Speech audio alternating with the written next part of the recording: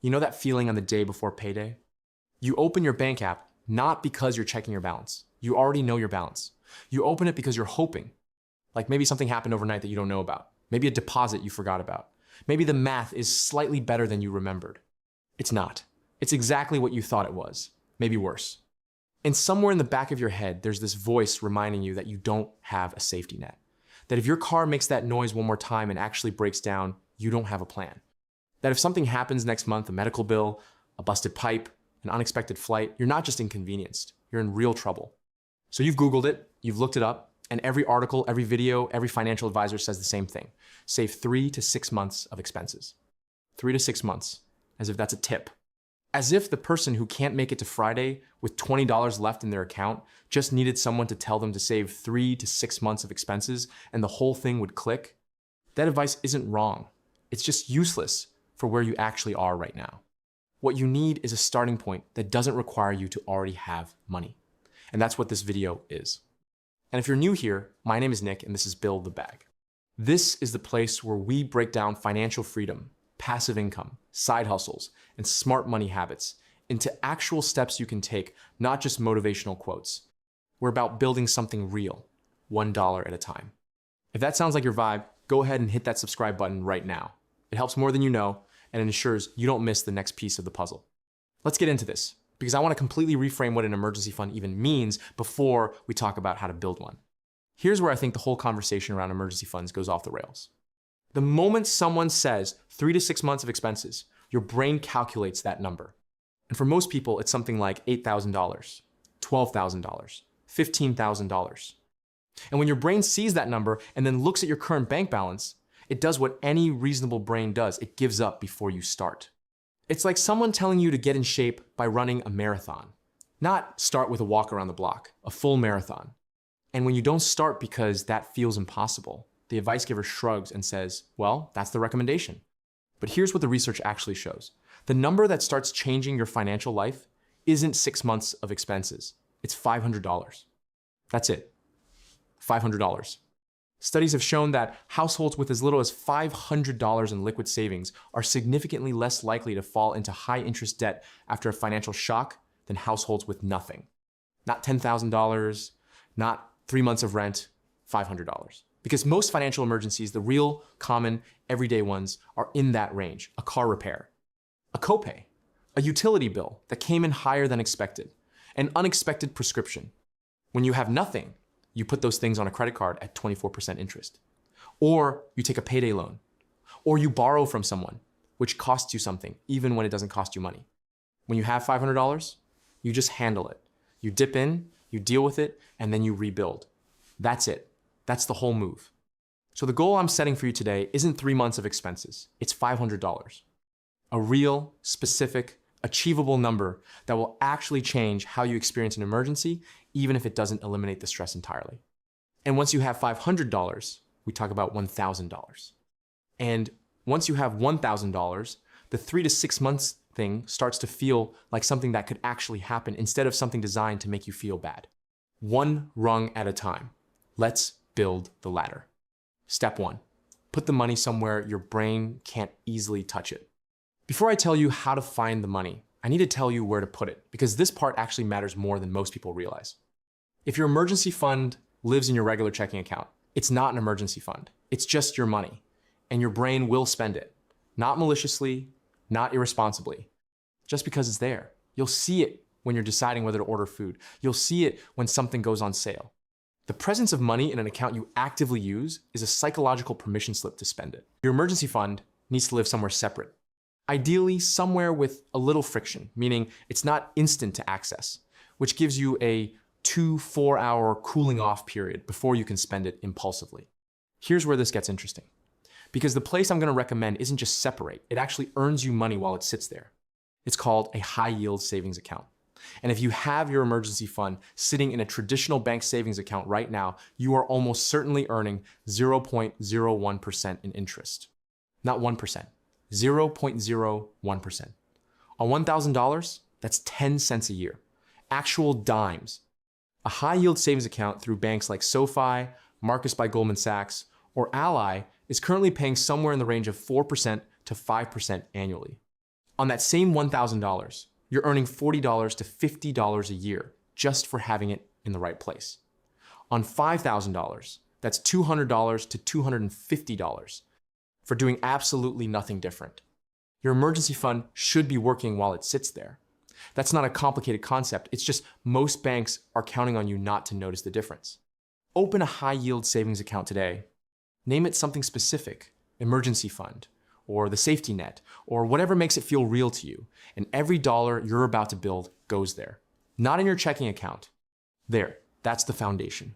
Step 2, the invisible transfer movement before you can see it. This is the one that actually works for people living paycheck to paycheck.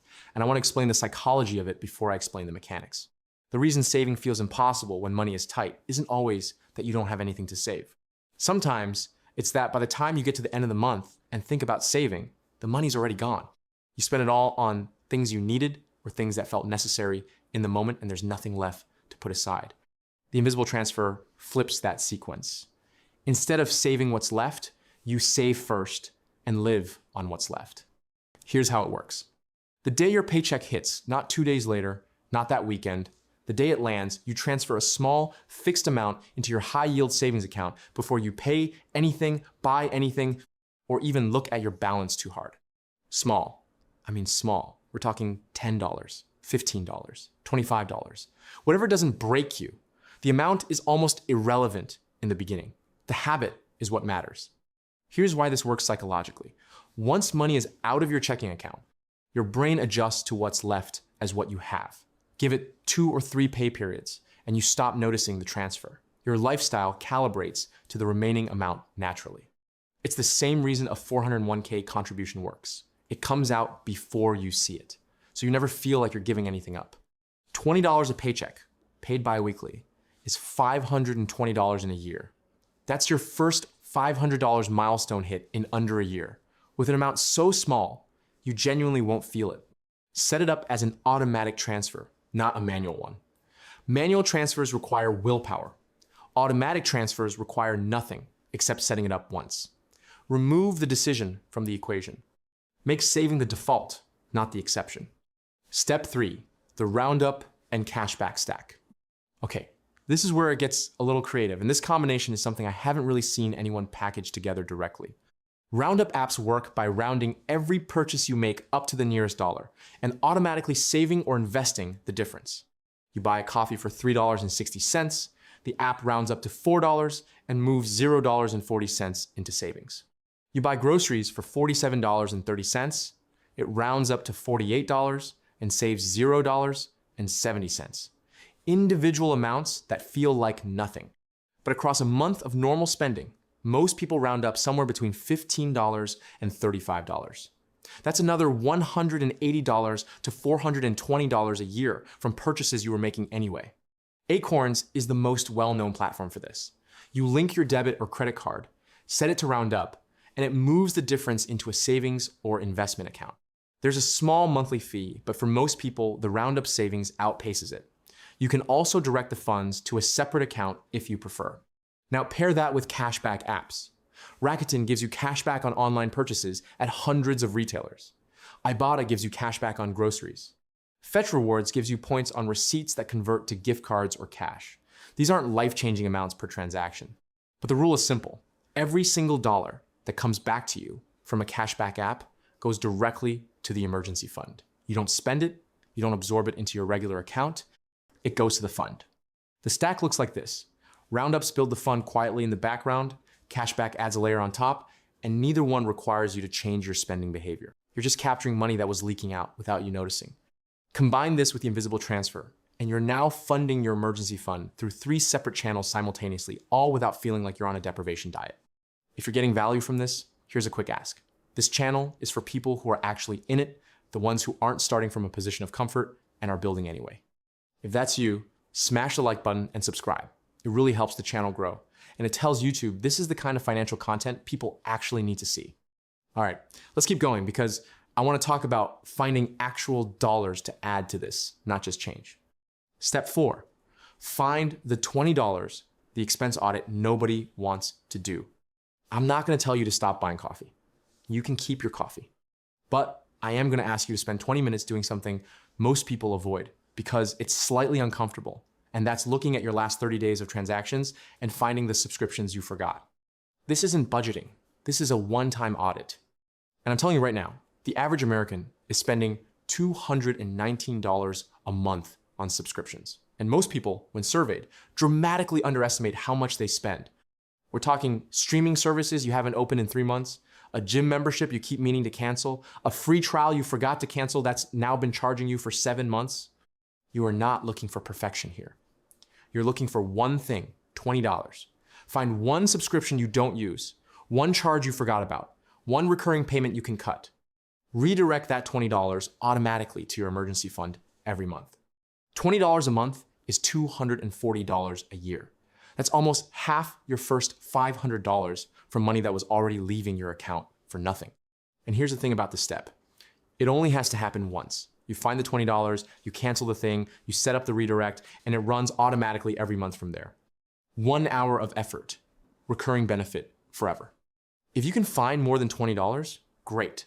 But start with one, because one canceled subscription that gets redirected is a better financial outcome than an ambitious audit you never finish. Step 5, the side hustle bridge, speed the whole thing up. Everything I've described so far will work. The invisible transfer, the roundup stack, the subscription audit done consistently, that's $500 to $700 a year without touching your lifestyle. But if you want to get there faster, and I mean significantly faster, there's a bridge move that changes the math completely. 54% of Americans have some kind of side hustle right now. That number is 68% among millennials and 71% among Gen Z. The extra income is already happening for a lot of people. The problem is it gets absorbed into regular spending instead of being directed somewhere specific. Here's the rule I want you to consider. Whatever your side hustle earns, all of it, or at least the first $200 of it, goes directly to the emergency fund until the fund is fully funded. Not to fund money, not to cover regular bills. To the fund, $200 a month from a side hustle funds, a $1,000 emergency fund in 5 months. That's it. You don't touch your regular budget. You don't cut anything painful. You add one income stream, point it at one goal, and in 5 months, the safety net exists. That side hustle doesn't have to be something elaborate. We've covered this in depth on this channel. UX research sessions, notary signing, selling digital products, plasma donation. You don't need a second career. You need $200 a month with a clear destination for it.